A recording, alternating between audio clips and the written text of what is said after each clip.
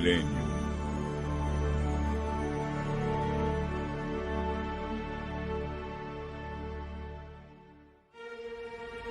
No estudo anterior, aprendemos que Jesus virá nas nuvens com milhares e milhares de anjos tocando trombetas.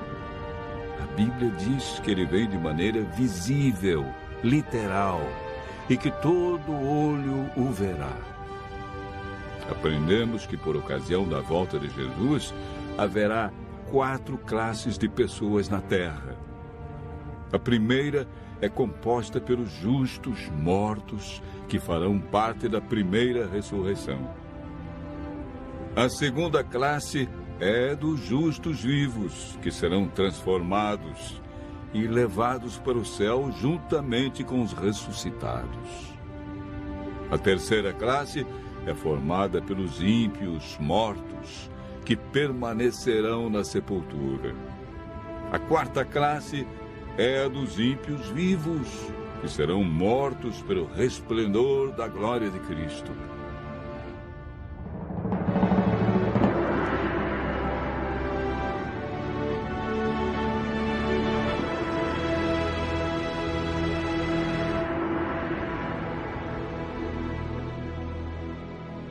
Hoje vamos aprender um pouco mais sobre o milênio. A palavra milênio não existe na Bíblia, mas ela significa um período de 1000 anos e aparece 6 vezes em Apocalipse, capítulo 20, versos 1 a 10, referindo-se ao período entre a primeira e a segunda ressurreição.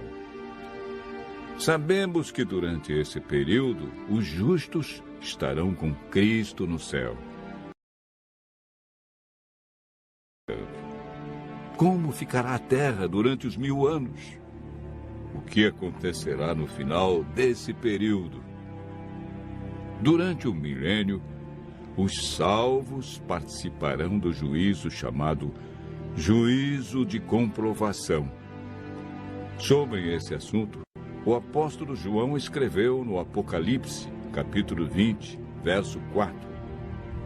Vi também tronos, e nestes sentaram-se aqueles aos quais foi dada a autoridade de julgar.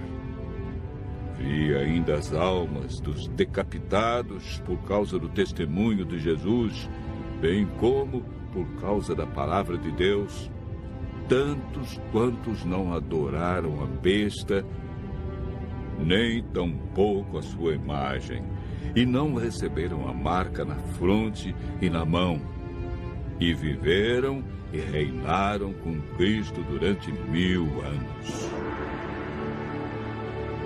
O apóstolo Paulo, em 1 Coríntios, capítulo 6, versos 2 e 3, afirma: Ou não sabeis que os santos hão de julgar o mundo?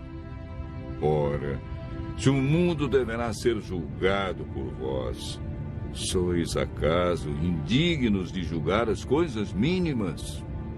Não sabeis que havemos de julgar os próprios anjos? Quanto mais as coisas desta vida. Esse julgamento que ocorre durante o milênio não decide quem está salvo ou perdido. Essa decisão é tomada por Deus, em resposta à aceitação ou rejeição de sua graça, antes da segunda vinda. Todo aquele que não participar da primeira ressurreição não terá parte na vida eterna.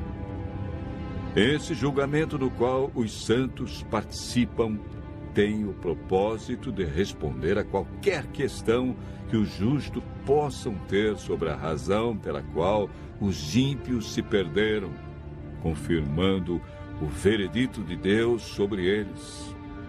Enquanto isso ocorre no céu, qual é o cenário aqui na terra? O profeta Jeremias, no capítulo 4, versos 23 a 26, e capítulo 25, verso 33, responde da seguinte maneira: Olhei para a terra, e ei-la sem forma e vazia. Para os céus, e não tinham luz. Olhei para os montes, e eis que tremiam, e todos os outeiros estremeciam.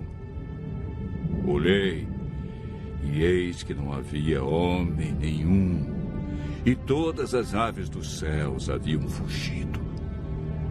Olhei ainda, e eis que a terra fértil era um deserto, e todas as suas cidades estavam derribadas diante do Senhor, diante do furor da sua ira.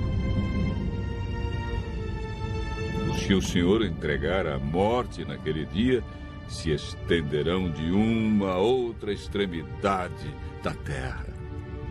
Não serão pranteados, nem recolhidos, nem sepultados. Serão como esterco sobre a face da terra. O milênio é o período em que se cumpre esta profecia, quando a terra ficará sem forma e vazia como um deserto, como um abismo.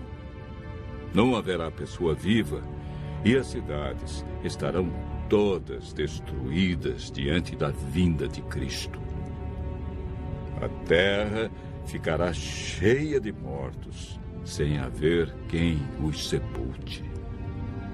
Estas circunstâncias são as cadeias que prendem Satanás a esta terra, contemplando o resultado da sua obra de morte e destruição, conforme descrito por João em Apocalipse 20, versos 1 a 3. Então vi descer do céu um anjo. Tinha na mão a chave do abismo e uma grande corrente. Ele segurou o dragão, a antiga serpente, que é o diabo, Satanás, e o prendeu por 1000 anos. Fechou e pôs selo sobre ele, para que não mais enganasse as nações, até se completarem os 1000 anos. Depois disto, é necessário que ele seja solto pouco tempo. Após os 1000 anos, ocorre a segunda ressurreição. Farão parte desta ressurreição todos que rejeitaram a Cristo, sua lei e seu plano de salvação. Apocalipse capítulo 20, verso 5, afirma: os restantes dos mortos não reviveram até que se completassem os 1000 anos. Esta é a primeira ressurreição. Eis agora o grande drama do Apocalipse. Acabaram-se os 1000 anos. Deus ressuscita todos que o rejeitaram e, consequentemente, Satanás é solto de sua prisão. Apocalipse capítulo 20, verso 3, diz que, depois disto, ou seja, depois do milênio, é necessário que ele seja solto pouco tempo. Por que pouco tempo? Porque Satanás realizará a sua última obra de engano na terra, preparando um grande exército, tão numeroso que a Bíblia diz que será como a areia do mar, para atacar a cidade santa, a nova Jerusalém, que João viu descer do céu. Esse maravilhoso acontecimento é descrito por João em Apocalipse, capítulo 21, verso 2. Vi também a cidade santa, a nova Jerusalém, que descia do céu, da parte de Deus, ataviada como noiva adornada para o seu esposo. Enquanto isso, Satanás reúne seu grande exército. Ele tem milhões de pessoas que foram ressuscitadas na segunda ressurreição. Apocalipse, capítulo 20, verso 9, diz: marcharam, então, pela superfície da terra e sitiaram o acampamento dos santos e a cidade querida. Desceu, porém, fogo do céu e os consumiu. O fogo que destruirá Satanás e os ímpios purificará a terra da poluição do pecado. Deus banirá para sempre a tristeza, a dor e a morte. Os justos, então, receberão as boas-vindas para o seu novo e eterno lar. Nunca mais pecado, e nem pecadores, dor, sofrimento ou morte. Continue ouvindo a voz de Deus e se preparando para um novo céu e nova terra.